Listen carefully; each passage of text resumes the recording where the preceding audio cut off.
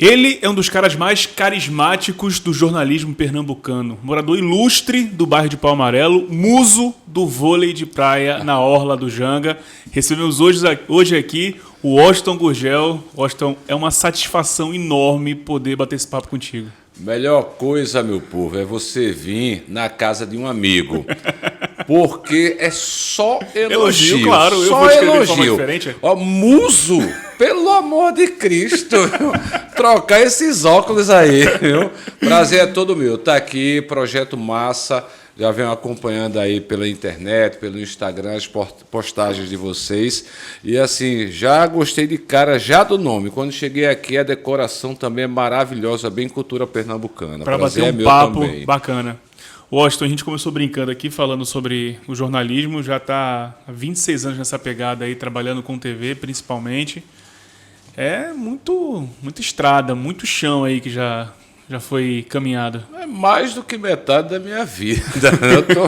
Eu tô 49, eu comecei, porque assim, eu considero que eu entrei no mercado em 1996, que foi o meu primeiro estágio. Eu estava indo para o terceiro período, né, da faculdade, e aí eu comecei o primeiro estágio, foi na TV Globo. De lá eu estava no Morro do Peludo, na época, a Globo era lá, aí eu vi a antena da TV Tribuna. Porque assim, a concentração de TV naquela época, acho que só a TV Jornal era aqui, tal, mas as TVs comerciais, eram todas Globo, lá, né? Tribuna, a RTV, aí eu de lá olhava para a antena da TV Tribuna, dizia, ó, quando terminar meu estágio aqui, que na época só podia ser um ano, eu disse, eu vou para lá. E aí fui, conversei com um, conversei com o outro, arrumei sempre uma pessoa assim, aquele quem indica, que é a pessoa para começar a abrir a porta e depois você entrar. Quando eu estava na TV Tribuna, tinha o prazo também, eu disse, ó, sair daqui eu tenho que ir para a TV Jornal. E aí consegui estagiar na época na Globo, na Tribuna, na Jornal e paralelo, porque era meu expediente, e aí ainda fiz algumas coisas em assessoria também. Ou seja, desde cedo já traçando o que seria teu futuro aí de muito trabalho. Exatamente. Muito trabalho, inclusive, acordando de madrugada, sábado, domingo, feriado, muito trabalho. Todo mundo só vê o glamour, né? De quem trabalha na TV acha que é só aquilo ali, mas no fundo é bem complicado. Assim, você tem que abdicar muito complicado. de fim de semana, feriado com a família. Quando dá, Everson, 3 horas da tarde, já faz 12 horas que eu estou acordado. Porque eu me acordo 3 horas da manhã, entendeu? Então, assim, é um horário que eu já venho há algum tempo, né, com ele, porque quem faz o programa da manhã tem que chegar bem cedinho, porque senão não dá tempo de fazer. Eu dizia, quando eu era repórter, à tarde, eu pegava de 1 da tarde até às 8. Eu dizia, eu sou feliz e eu sei que sou feliz. Porque tinha a manhã toda livre. E ainda largava cedo, eu largava 8 horas, aí eu ia para o Náutico, Santa Cruz, para o esporte, que eu treinava na época no time master de voleibol, eu ia treinar até 11 horas, meia-noite, e depois ia para casa. Podia acordar tarde, podia acordar a hora que fosse. Eu era feliz e eu sabia que era feliz, entendeu? Como é que foi tua entrada para o jornalismo, Gurgel? Rapaz, eu fui inspirado assim um pouco pelo meu irmão do meio. Ele não é jornalista, na minha família não tem ninguém da área de comunicação nesse sentido do jornalismo, mas ele era o irmão, eu sou o caçula, tem o mais velho e ele é o do meio. E aí eu era muito colado com ele, até pela proximidade da idade, né? E ele disse, eu vou fazer jornalismo, eu vou fazer jornalismo. Vai que calhou que ele não fez, eu fiz. E aí fui conhecendo, de fato, um pouco mais sobre a profissão, né? Porque a gente vê muita televisão, né? Fui conhecendo um pouco mais ali ao longo da faculdade e, graças a Deus, escolhi o que eu considero que foi a coisa certa, porque eu tinha 2 caminhos e necessariamente opostos. Ou era jornalismo ou era veterinária, ou seja, humanas e saúde. Eu gosto muito de animal, então eu pensava pudesse fazer veterinária. Mas eu gosto muito de animal, mas ele todo arrumadinho, né, todo bonitinho. Para cortar o bicho e ver o sangue lá não era muito minha praia, não. Eu disse, me deixa no jornalismo mesmo aqui. E aí como é que foi entrar para o jornalismo policial? Também foi, digamos assim, a gente estava numa época em que o jornalismo policial ele teve um grande boom aqui em Pernambuco, né? Porque a gente tinha o Aqui Agora na rede e a gente tinha também já o Cidade Alerta, não com Marcelo Rezende, que fez muito sucesso também, com Datena. Então, Datena, assim, além do aqui agora no SBT, Datena foi um fenômeno com o primeiro Cidade Alerta. Eu chamo o primeiro Cidade Alerta, que era na Record. E aí eu acompanhava aquilo tal. Mas a gente fazia um jornalismo diferente aqui. Era um jornalismo mais tradicional, que eu chamo mais tradicional, um formatinho mais 3x4, aquela materinha de cultura, de esportes e tal. E cobria a cidade também, a comunidade, aquela coisa toda. Até que os programas, esses programas de rede, eu tenho a concepção que eles influenciaram muito. E aí começou aqui em Pernambuco a abrir esse leque. Então a gente teve, vamos dizer, de 2000 para cá, a gente teve J. Ferreira com o Blitz na cidade. Aí, então J era um fenômeno de audiência, entendeu? O programa J tinha muita audiência. Aí a gente daqui a pouco teve Cardinô, que veio do rádio, começou, a gente já tinha Gino César no rádio, que era um nome já muito forte, e virou um filão. Houve uma época em que quem sustentava a maior parte de uma emissora de TV aqui em Pernambuco eram os programas de auditório. A exemplo dos vários. A Tribuna teve, a TV Jornal teve, a TV Guararapes teve seu programa de auditório. E isso aí foi havendo essa migração, até que os programas chamados policiais eles passaram a ser o carro-chefe da emissora, em termos de audiência, em termos de faturamento, na sua proporção em cada emissora, mas eles eram aquele momento de ser o carro-chefe de faturamento e também de audiência. E aí eu vi esse filão, mas teve um outro lado também que não tem nada a ver com esse filão. Quando eu me formei e tal, aí eu fui ser repórter na TV Tribuna, e a gente já cobria muito polícia, e depois eu vim ser repórter na TV Jornal, e eu vim para a madrugada, porque era um horário que era de 10 da tarde às 10 da noite às 4 da manhã. E, normalmente, as pessoas optavam em não colocar mulheres para fazer esse horário por conta do risco, né, tal. E aí eu vim. Era Sérgio Dionísio, Sérgio saiu, eu vim para a madrugada e aí fui. Teve uma madrugada que eu bati o recorde. Foram 12 casos de assassinato. Nossa Senhora. E não foram 12 assassinatos simples. Dos 12 casos, tinha 2 triplos, 2 duplos, e o restante era assassinato, homicídio, né? Ou seja, mais de 20 pessoas mortas aí em uma noite. Exatamente, numa única noite.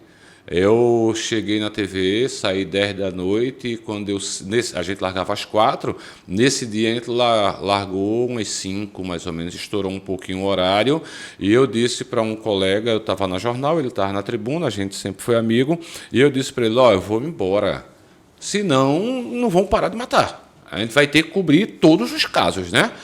Agora, sim, tinha noite que era muito assim, e na maioria das noites a gente tinha uma faixa lá de 5, 6 homicídios nesse período de tempo, né? Das 10 às 4 da manhã, nessas 6 horas. Tinha muito antes também, muito depois. Dentro desse assunto, assim, tem 2 perguntas. Você, como repórter, como é que era escrever um texto para cada caso, tentar diferenciar cada uma das situações para não ficar tudo igual? Esse cara só faz pergunta difícil. Porque, olha, o mais difícil realmente era esse, Everson. Porque a história do assassinato... São muito parecidas às vezes, São né? muito parecidas. E assim, por quê? Sabe aquele fato que acontece agora, mas que ele vai se desmembrando, se desdobrando, até que a polícia consiga, de fato, fechar o quebra-cabeça. Porque as pessoas têm medo de falar. As pessoas não passam informação para a polícia. Às vezes, sabe quem é que mais recebe informação numa equipe de reportagem? O motorista. A pessoa não diz ao repórter, a pessoa não diz ao cinegrafista, porque eles estão mais expostos ali. E quando você volta para o carro, o motorista diz, olha, foram 3 homens, um estava de camisa branca, um de vermelho, eles moram ali, os caras que mataram, esse cara que morreu, foi assim, entendeu? Ele recebe muita informação, mas para o repórter, para o policial, as pessoas ainda têm medo de falar. Aí é por isso que, às vezes, é muito difícil, porque você tem pouca informação. Você tem um nome, você tem a idade, você tem um local. Muda, na verdade, nome, local, essas coisas. Mas a história quase sempre é a mesma. E eu até brinco, entre aspas, mas eu digo, ó, no dia que prenderem os 2 caras da moto, ninguém morre. Porque todo assassinato é 2 caras numa moto. É verdade. E como é que é para você... Porque tem toda uma carga aí, né? Você chegar em casa depois de cobrir quase 20 mortes numa madrugada, como é que é botar a cabeça no lugar e fingir que nada aconteceu e tentar não se abalar com essa situação? Porque, infelizmente, é um dos desafios da profissão, né? Esse é o pior que tem. Agora sim, eu trabalhei muito minha mente para separar o que é trabalho, o que é vida pessoal. É vestir uma fantasia, no caso, para poder trabalhar, né?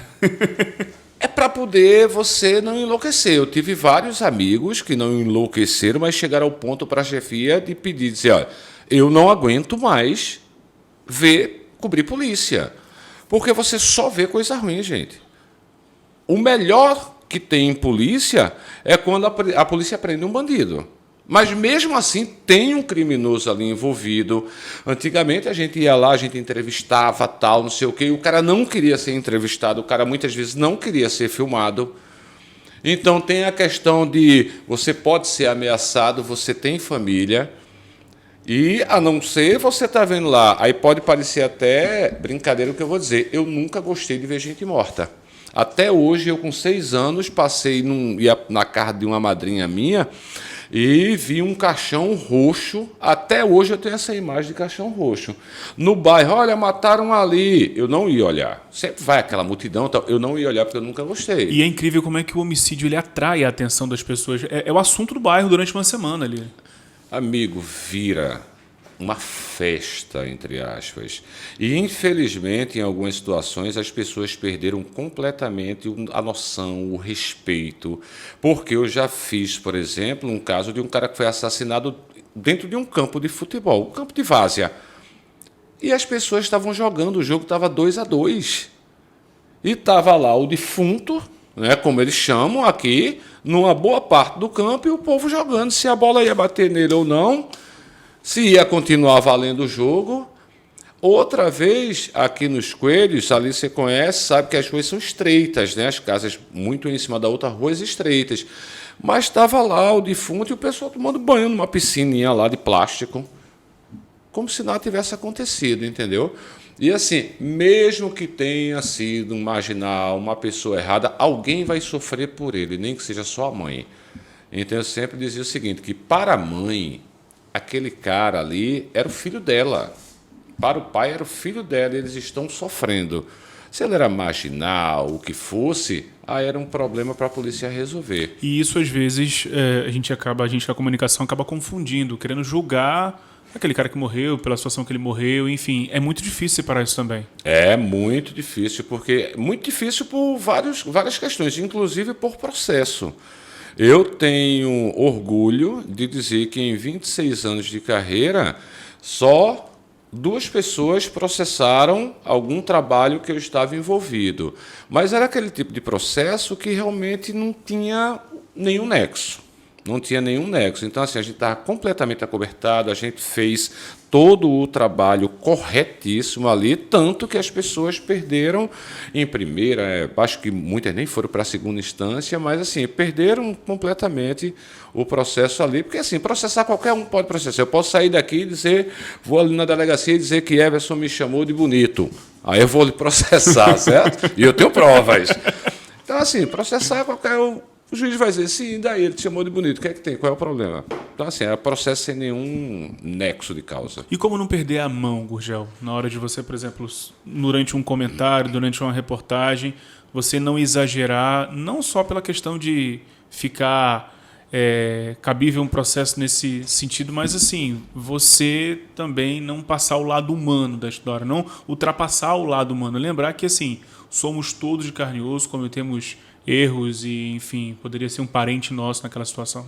Eu sempre usei uma técnica do seguinte, eu via em alguns amigos meus, eles criticarem a pessoa. alguma das pessoas envolvidas naquela história. Toda história tem vários personagens. E atacar a pessoa. Eu nunca ataquei a pessoa, eu sempre ataquei o fato, o crime. A gente vive numa prerrogativa de que todo mundo é inocente até que se prove o contrário. E eu sempre usei essa prerrogativa. Então, antes de qualquer comentário meu, eu sempre me baseava no seguinte: se for tudo de fato comprovado, o que a polícia está apurando aí, qual é, por exemplo, a pena que esse cara merece, que essa pessoa merece. Então, eu sempre fiz o comentário baseado, alicerçado no fato, caso comprovado. Porque, assim, muitas vezes a gente tem situações que a pessoa vai lá, lincha, agride o outro até a morte. Aí depois diz, eita, não foi esse não. E já tivemos vários casos. Teve uma vez eu cheguei era DPCA, e aí chegou um cara, até hoje eu lembro o nome dele. Eu posso falar porque é um nome famoso, assim, são 500 mil pessoas que também tem, Rivaldo. E esse cara foi preso, acusado pela cunhada de ter abusado sexualmente do filho dessa cunhada dele. O menino tinha 9 anos na época. E aí, ok, vai para lá, vai para cá, eu conversei com ele, e ele estava extremamente tranquilo, no sentido assim, ele tinha um nervosismo dele de estar numa delegacia, mas disse, eu sou trabalhador, eu quero conversar com você, eu quero dar a minha versão. E eu sempre tive essa questão. Muitas vezes não se ouve o lado da pessoa que está sendo acusada. E ele é uma das pessoas daquela história. E o princípio do jornalismo diz o quê? Todos os lados precisam ser ouvidos. E aí eu fui e entrevistei. E eu acreditei na história dele. Vai para lá, vai para cá. Daqui a pouco, o delegado apertou a cunhada que estava acusando. Tem psicólogo que conversou com a criança e disse, a criança inventou tudo, contou tudo, essa história do abuso, baseado no que a mãe mandou. É tanto que ele não conseguia contar a mesma história com todos os detalhes, né? E aí esse cara voltou para casa. E a cunhada, o delegado perguntou se ele queria entrar com a queixa contra ela, porque ali no mínimo caberia a calúnia, que é quando você atribui a outra pessoa um fato falso criminoso.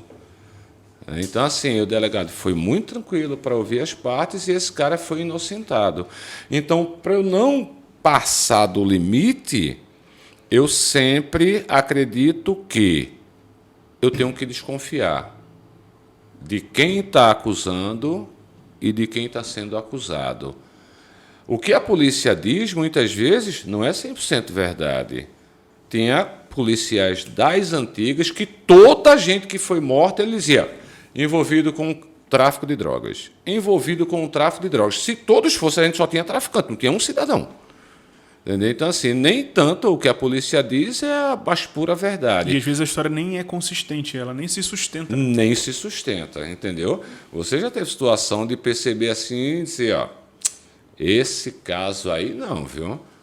Eu já conheci delegados que autuavam, na dúvida, ele autuava em flagrante e ligava para a mídia para ele poder dar entrevista. Até para tentar respaldar ele de alguma coisa, né? Exatamente. Utilizava a imprensa como um suporte para ele. Um suporte para ele. Não, na época não tinha audiência de custódia, era pior ainda. Aí você vê uma pessoa que não cometeu um crime ir para a cadeia por conta de um delegado que queria aparecer. Além dessa história aí, teve mais alguma outra que teve uma reviravolta, assim, que você lembra que... Tem uma, rapaz. Essa foi a reviravolta. A gente estava naquela madrugada, de que não foi a madrugada de 12 homicídios, né? Porque, pelo amor de Deus, o pessoal matou tanto ontem que hoje está de folga. Aí estava naquele dia, aquela noite, aliás, que não tinha nada, não acontecia nada, e a gente fazia ronda, a gente ligava, ia pessoalmente, não tinha nem briga de vizinhos. Aí a gente recebeu a informação, homicídio em Jardim Piedade. Vamos para lá. Liguei para uma fonte, para outra. Olha, a PM está tentando confirmar. Como não tinha nada, e eu tinha que levar alguma coisa, porque no outro dia ia ter programa do mesmo jeito, vamos para lá, vamos procurar, porque às vezes a polícia não está achando, ou está distante, uma coisa ou outra, ou o policial está meio com sono, vamos para lá. E a gente foi. Quando a gente chegou em Jardim Piedade, tem um posto lá. E assim, homicídio, você não procura pelo endereço. Você recebe o endereço, ponto de referência. Quando o carro da emissora aparece, o pessoal diz, ali. Aí um já, ali. Aí outro, para cá, segunda direita. Né? Dobrou, aí se deparou com aquela multidão e um intermitente. Só ali, ó, tá vendo? Os PMs não acharam ainda, a gente já achou. Quando a gente chegou lá, desceu do carro já, era um carro de mensagem. Fulana, esta música é especial para você. Nós te amamos. Parabéns.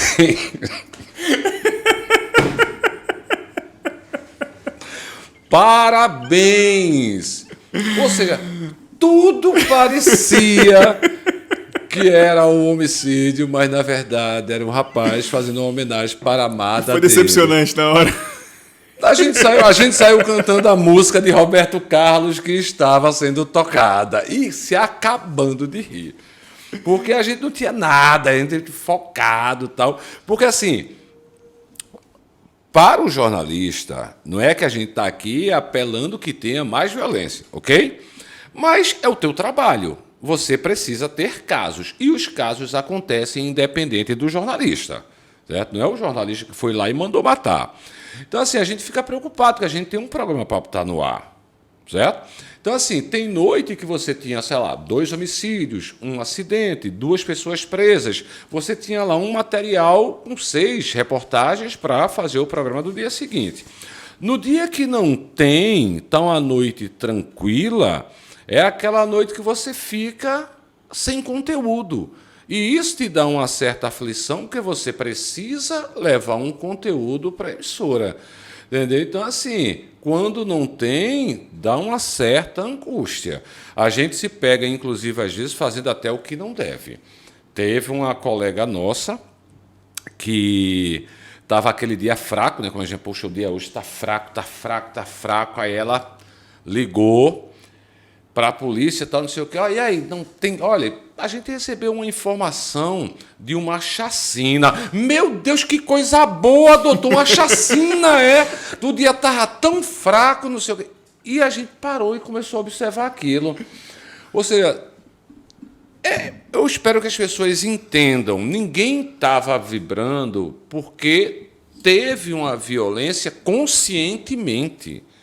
Conscientemente. Sabe aquela coisa assim, você está com fome e você no sertão brabo, você morrendo de fome e o cara acha um calango. E a gente já viu a situação da pessoa comer aquele calango. E ele, meu Deus, muito obrigado por este calango. Aí você diz, poxa, a pessoa vai comer um calango vivo. Então, assim, é o inconsciente que a gente tem, eu digo sempre se policiar para não deixar vibrar porque teve uma chacina, ficar satisfeito porque teve 6 assassinatos. Então, a gente precisa se policiar muito, até porque no momento em que você, jornalista, perde o lado humano, você, para mim, não serve mais como jornalista. Virou entendeu? uma máquina, né? Virou uma máquina, aquelas que eu estava te falando. O maior marginal do mundo, para a mãe dele, era o filho dela. Nesse caso aí que você contou, foi tudo bem, não teve nada demais. Agora, claro que tem também aquelas situações que são mais arriscadas, né? Ou seja, de situações que você corre um perigo. Já passou por alguma coisa desse tipo? Já. O risco ele existe, né? Você está, literalmente, você, o cinegrafista e o motorista, dentro de um carro, rodando a região metropolitana durante a madrugada. E aí a gente já teve situação tanto de acidente, né? Teve uma vez a gente estava indo para a escada. E ali na BR-101, depois do Cabo, né? Aquele trecho estava péssimo na época e estava chovendo muito. E eu vi uma doblô andar em 2 rodas. E, por acaso, nós estávamos nessa doblô. Caramba. Quando a gente estava indo, uma carreta fez uma manobra brusca e veio para a faixa da gente. Tudo que o motorista puxou, a gente andou literalmente em 2 rodas até se jogar para o outro lado e, pelo amor de Deus, o carro voltar ao chão.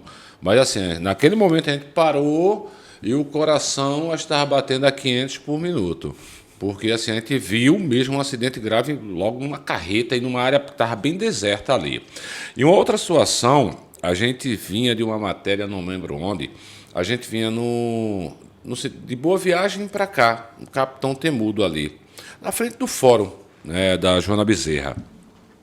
Quando a gente vai, ainda bem que o motorista viu com uma certa distância, mais ou menos uns 60 metros, ele viu um carro de luxo atravessado e batido na mureta do viaduto. E tinha um homem do lado de fora.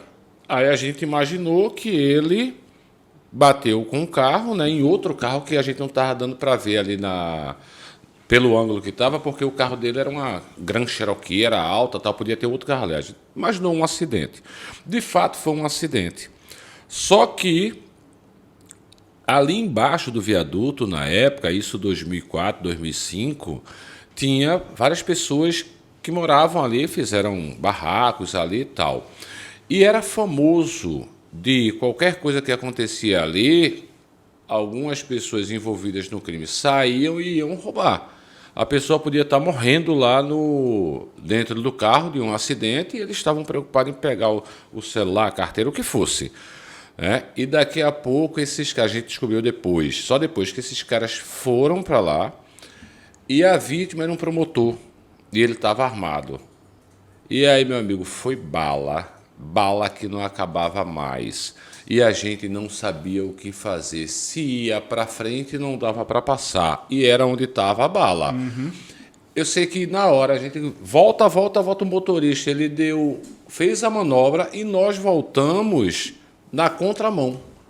E o que vinha de carro lá, porque assim eram umas 11 horas, meia-noite mais ou menos, não era tão tarde e ainda tinha um certo fluxo de carro. Então a gente ficou, se vai para lá, podia levar um tiro. Se vem para cá, podia levar uma batida. E isso em cima do viaduto, ou seja, a gente não tinha uma válvula de escape ali. Mas graças a Deus a gente conseguiu fazer a manobra e aí ligou alerta, tal, piscou, os outros carros pararam e aí todo mundo voltou pela contramão. Mas só depois a gente foi saber o que tinha acontecido. Que susto, hein? Gurgel, dos 26 anos da sua carreira, 19 na TV Jornal, recentemente você deixou a casa. O que foi que aconteceu? Rapaz, vê só, eu tenho muita concepção de que lugar nenhum em empresa privada é nosso. Não é meu, não é seu. Então, assim, eita, Gurgel entrou no lugar de Everson ou vice-versa. Aquele lugar não era de Everson e nem é meu. Então, assim, a empresa ela toma a decisão na hora que ela acha que deve tomar. Algumas questões a gente tem um posicionamento por conta do contrato que não podem ser reveladas. Mas o que é que eu posso dizer? Não foi briga, não foi como um acordo, foi uma conversa extremamente positiva que eu tive, mesmo sendo um afastamento, mas que eu tive com o diretor, é uma pessoa pelo qual eu tenho hoje muito carinho, a gente se segue em rede social, a gente conversa de vez em quando, brinca um com o outro e tal, mas assim, não dava mais. Às vezes chega o momento em que é preciso mudar. Naquele momento, a decisão não partiu de Washington Gurgel, partiu da empresa. Mas, como eu estou te falando, saí de lá deixando amigos e as portas extremamente abertas. Não houve confusão, porque assim, quando tem uma situação dessas, as pessoas imaginam logo algo negativo. Vou te dar um exemplo. Pronto, Tiago Raposo. Eu saí, Tiago foi para lá. Fizemos o caminho inverso, né?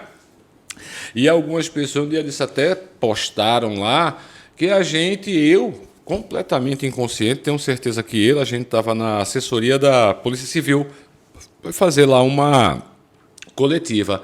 E aí eu, Paulão, ele, Madison, sabe, rapaz, todo mundo se conhece há 20 anos, há mais de 20 anos, no caso de Paulão comigo.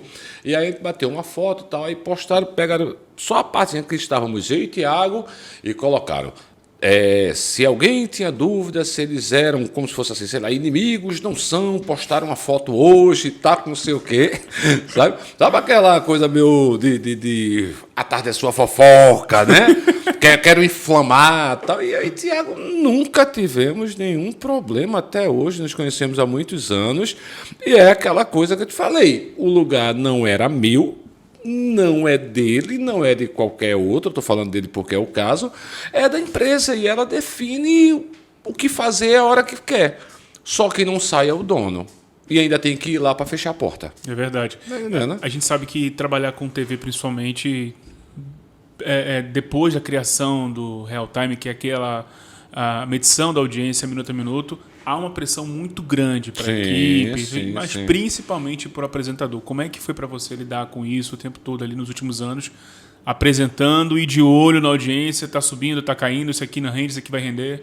Ainda bem que aqui não é só áudio, tem imagens também, dá para ver os vários cabelos brancos, né? Aquilo é uma criação do cara que o coisa ruim não gostar, que deve ser pior do que ele, né? Sabe? Eu era feliz e eu sabia. A gente fazia o programa hoje e só sabia a audiência amanhã. Era 24 horas. Criaram o Real Time. Aí você diz, poxa, eu vou ver a audiência agora. Todo mundo empolgado, feliz. E eu dizia, olha, eu também empolgado e feliz. Com o tempo eu comecei a dizer, isso é coisa do cão. Ele vai acabando com a tua cabeça naquele momento, porque a gente jornalista a gente trabalha muito com o que a gente chama de feeling, né? Então vamos lá, num programa policial, um caso de um cara que cometeu uma chacina, tem uma chacina, 5 pessoas foram assassinadas. Esse caso, teoricamente, chama mais atenção do que um outro caso ali que só foi uma pessoa morta ou uma pessoa presa, porque furtou uma bicicleta. Então a gente trabalha muito com o feeling, a gente acredita que o caso da chacina ele vai dar mais audiência, as pessoas vão ter mais interesse do que aquele outro, sabe? E aí, meu amigo, você fica lá, tá lá, teve uma vez, nós passamos 10 minutos, um acidente com um ônibus no Ibura, o ônibus desceu ladeira abaixo, faltou freio, tinha 5 pessoas, todas feridas, 2 grávidas. E só a gente lá, exclusivo, colocando no programa, o bombeiro, o SAMU socorrendo as vítimas, a mulher grávida, o ônibus com pneu careca, tudo que jornalisticamente a gente achava que ia dar audiência. Estava lá, 4.1, 4.1, 4.1, 4.1, 10 minutos. Eu disse, desce pelo menos para 4, mas mexe alguma coisa.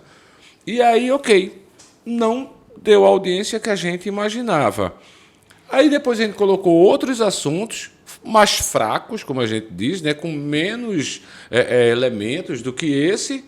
Aí foi para 5, foi para 6, vai entender. Mas até hoje, mesmo tendo o Real Time, eu prefiro me basear ali muito no feeling, entendeu? Até porque muitas vezes ele pode te induzir ao erro. E, infelizmente, hoje a gente vive números. O que tiver dando audiência, a gente deixa mais tempo. O que tiver caindo a audiência, a gente vai ter que sair do assunto naquele momento. Pelo teu conhecimento, aqueles números são fiéis? Ou tu acha que tem um cálculo ali, por não ser um cálculo preciso, ser por amostragem? Olha, ali é ciência. E, vamos dizer, eu já estudei metodologia da ciência na graduação, na especialização, no mestrado e ensinei 2 anos essa disciplina. Então, eu não posso desconfiar, porque a metodologia ela é correta. Entendeu? Se você me perguntar qual é a metodologia, eu não sei. Entendeu? Não sei, mas é uma metodologia que já foi apresentada como uma metodologia correta. A amostragem é a mesma coisa você dizer, quem vai ser o presidente do Brasil? A ou B? Vai ser fulano com tantos por cento, Beltrano com tantos por cento. certo? Aí entrevistamos 2.000 pessoas. O Brasil tem mais de 100.000 eleitores. Tem pesquisa que falha muito? Muito.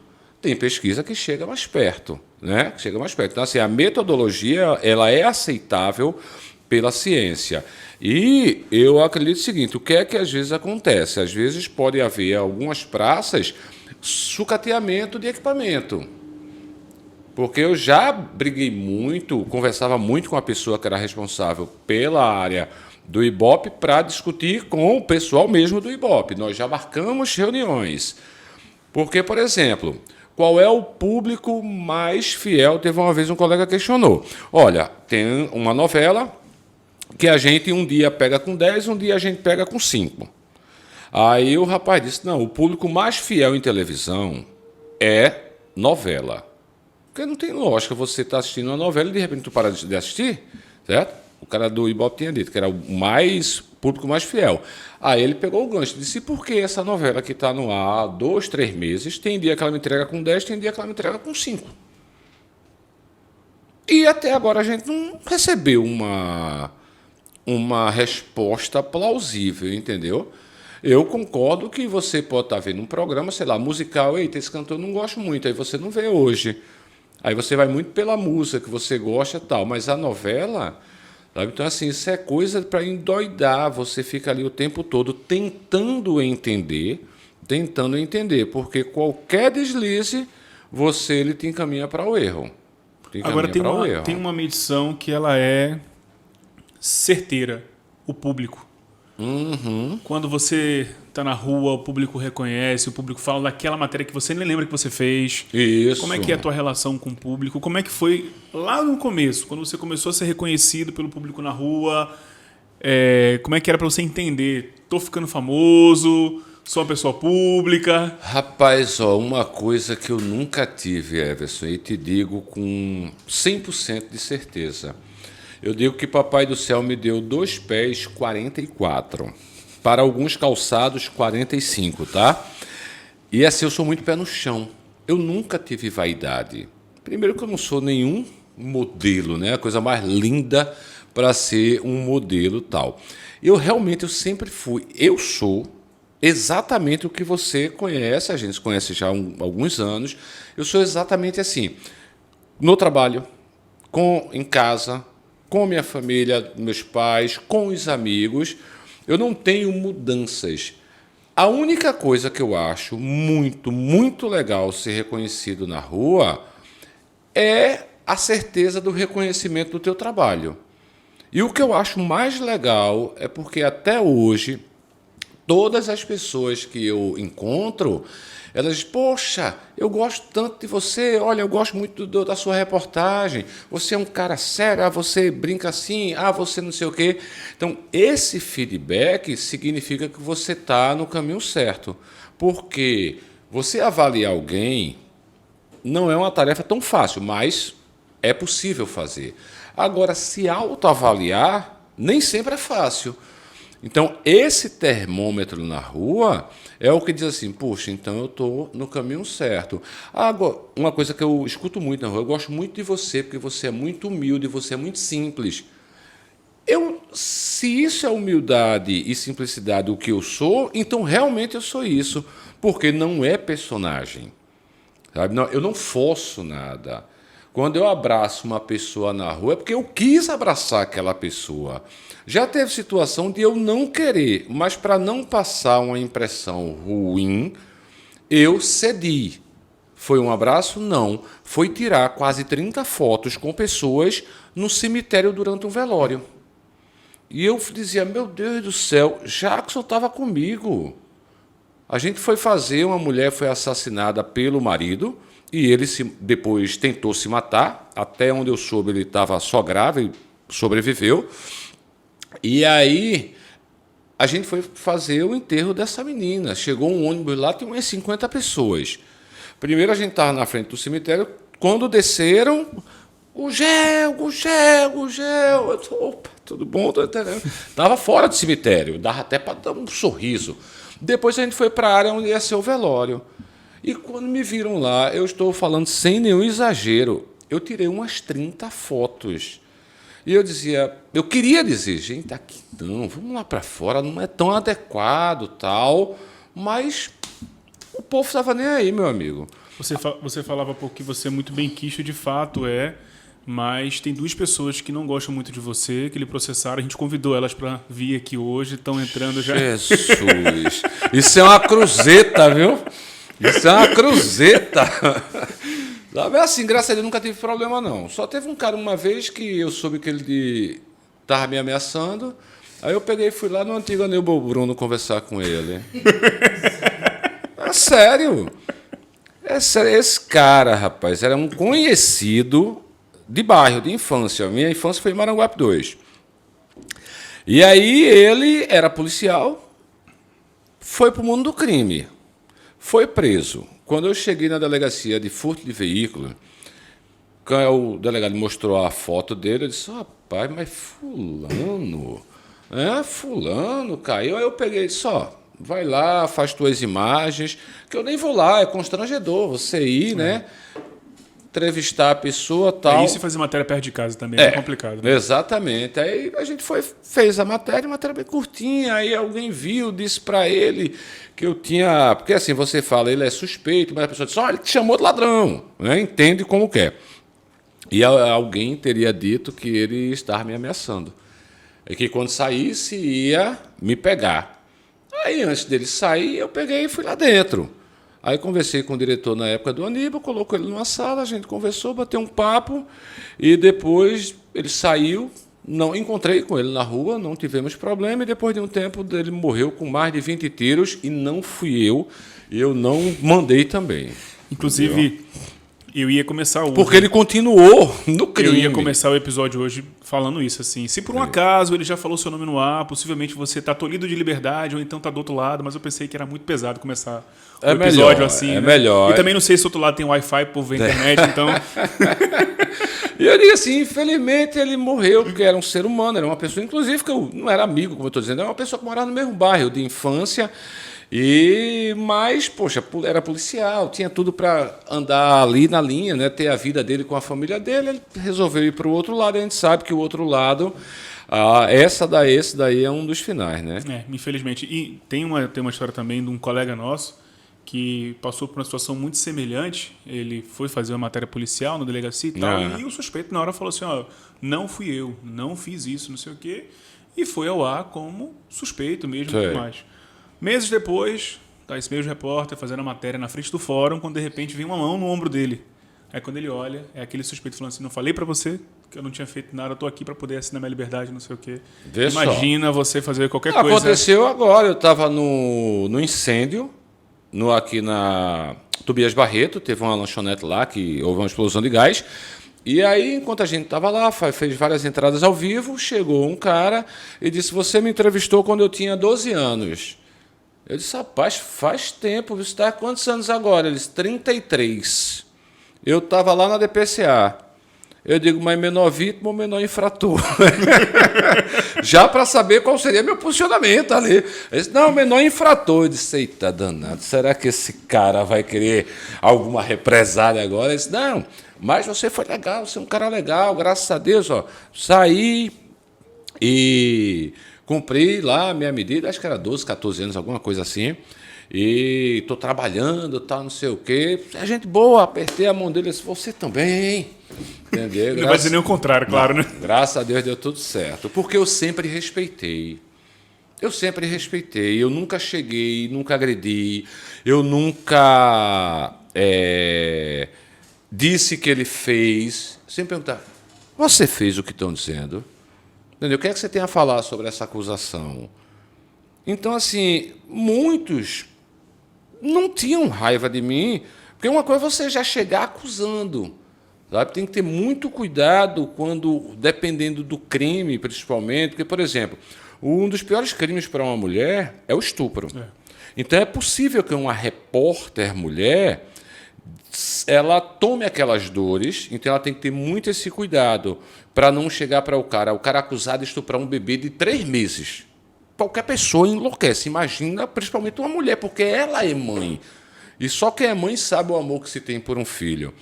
e ela já chegar acusando ele, entendeu? Então é muito difícil, a gente tem que ter tranquilidade para ouvir os dois lados, mas de forma respeitosa. Gugel, tu já vivenciou muita coisa e uma transformação grande na comunicação. Isso. Né? Desde o começo até hoje, principalmente por conta da internet, redes sociais, houve uma revolução, a gente pode dizer assim, dentro da comunicação, dentro do jornalismo. O que você avalia hoje o jornalismo, a qualidade, o que você pensa sobre isso? Tem coisa que pode mudar, tem coisa que pode ser diferente? Tem 2 pontos importantes para se debater. O primeiro ponto são ferramentas maravilhosas, sabe? WhatsApp, Instagram, Twitter. Hoje, a última câmera a chegar no fato é a da emissora de TV. Quando a gente chega lá, nós já temos todas as imagens. Porque as pessoas... Hoje todo mundo é um cinegrafista, todo mundo é um repórter, está lá filmando. Entendeu? Então, assim, facilitou demais o nosso trabalho. Você recebeu a imagem, você checou, você viu com a fonte, é tudo direitinho, você coloca no ar. O meu vizinho, por exemplo, ele tem um ponto comercial, foi assaltado, tem um circuito de câmera. Antigamente a gente ia lá dizer como foi e as pessoas imaginavam a cena. Hoje elas veem o crime, entendeu? Então ele mandou para mim pelo WhatsApp e eu já coloco no ar. Agora, qual é o segundo ponto? Ter muito cuidado, porque nem tudo que parece é. As pessoas muitas vezes se precipitam, porque a imagem é boa, a imagem vai dar atenção, vai chamar atenção, a imagem vai dar audiência, essa loucura pela audiência, e termina muitas vezes colocando no ar. E quando você vai olhar direitinho, não foi exatamente daquela forma que a pessoa te contou, sabe? Que a pessoa te contou. E já teve casos de alguém filmar, já para ali, ó, tá roubando a moto, ó, tá roubando a moto da não. E a gente vai apurar, aí tinha a imagem do cara chegando com o capacete, botava o capacete, subia na moto e ia embora. E quando a gente foi apurar, era o dono da moto. Ele, por acaso, deixou a moto ali, foi fazer alguma coisa ali perto e depois voltou para pegar a moto. E quem estava filmando estava dizendo que o cara estava levando a moto. Então, se você coloca isso no ar, você termina levando um processo. Você está expondo uma pessoa que não cometeu um crime. Então, a apuração, sabe aquela coisa que a gente aprendeu desde a faculdade? Apuração, apuração e apuração. Para você não se empolgar demais, porque a coisa chega muito fácil hoje, com relação a antigamente, e não apurar. Melhor meio de comunicação para mim no jornalismo ainda é o telefone. Pegar o telefone e ligar para Everson e dizer: Everson, recebi essa imagem assim assado, não sou eu, a moto é minha, ou então é minha moto, foi roubada, ttt. E a partir daí, aí você sim está cumprindo um papel jornalístico. A violência televisionada atrai mais violência, na tua opinião? Não, porque na verdade sempre houve violência, entendeu? Pernambuco há anos, ele... Desde que começou a contar, tem uma faixa de 3.500, às vezes 4.000, às vezes até 4.000 e pouco, de assassinatos. Sempre se matou, sempre se estuprou. Ah, mas hoje é numa proporção maior. Talvez não, talvez a gente ache que é maior porque os meios de comunicação estão divulgando. Mas você acha, por exemplo, se hoje a gente acabar com todos os programas chamados policiais, vai acabar de ter assalto, vai acabar ter assassinato, vai acabar ter estupro? Não. As pessoas apenas não vão ficar sabendo, porque ninguém está noticiando. Gugel, e a Casa Nova, tá gostando? Muito boa, rapaz. Me senti extremamente bem recebido e até disse a algumas pessoas lá que eu fui recebido com um carinho, com um respeito que eu sabia que iria acontecer. Afinal de contas, por que eu não vou receber uma pessoa com carinho e respeito? Mas foi num grau extremamente elevado. Muitos ex-colegas de trabalho, muita gente já trabalhou comigo, muitos ex-alunos e alunas né, que hoje já são profissionais, e eu até digo a eles, eu disse, tá bem, lembra quando na época da faculdade eu dizia a vocês que eu sempre tratei aluno, não como aluno, mas como futuro colega de trabalho. Hoje nós somos colegas de trabalho, entendeu? E eu dizia muito a eles, amanhã você pode ser o meu chefe, entendeu? Então, assim, muita gente que eu trabalhei, muita gente que eu conheço da faculdade, já conhecia do mercado, e quem eu não conhecia pessoalmente, também me tratou super bem, só tenho a agradecer. Estou completando agora o 3º mês, já me deram até um cargo de direção de programa. Olha para aí a responsabilidade. Você acha que essa recepção aí é aquela famosa regra de colher o que plantou lá atrás? Eu acredito que sim, Everson. Eu acredito que sim. Entendeu? Eu sou simples, sou uma pessoa humilde, tranquila, sempre tratei todo mundo bem e realmente eu não vejo por que não ser bem tratado, porque a gente planta, aliás, a gente colhe aquilo que planta, né? E eu acho que eu plantei ao longo de todo esse tempo. Eu sempre fui assim o professor que a turma chama, porque quem chegava onde eu estava antes, e eu sempre dei a mão, eu sempre tive a paciência para conversar com um repórter, para levar o repórter na ilha, para falar sobre um errinho aqui, uma falha ali. O estagiário eu sempre recebi muito bem. Então eu acredito que as pessoas têm esse carinho, têm esse respeito por mim, por essa história. Sabe? Se eu te fiz o bem, não tem por que você não retribuir. E às vezes é tão legal porque você faz certas coisas que são naturais. Para mim, é natural tratar uma pessoa bem. E já teve gente que eu encontrei e disse, rapaz, olha, graças a uma coisa que você fez, me ajudou, o que você disse, o que você fez me ajudou muito. Eu estava numa situação assim, de repente eu vi aquilo que você falou. Ou seja, eu nem sabia que estava ajudando, mas graças a Deus ajudei. Pois é, Gurgel dá aula no jornalismo e também no vôlei de praia. Se você quiser encontrar com ele todo domingo de manhã, está na Praia do Janga jogando vôlei de praia por lá, dando aula para quem acompanha ele. Aí a simplicidade vai embora, viu? Porque ali é realmente... Eu parei já com as aulas, agora é só espetáculo. No vôleibol lá é espetáculo. E tem um que de vez em quando, a gente jogando, eu pego uma bola com o pé, ele fica irritado. Eu digo, gente, o talento é nas mãos dos pés. Gurgel, obrigado por esse papo. Nada, foi massa recebê-lo aqui. Valeu, eu que agradeço. Esse episódio é disponível tanto no YouTube quanto no Spotify. Até o próximo.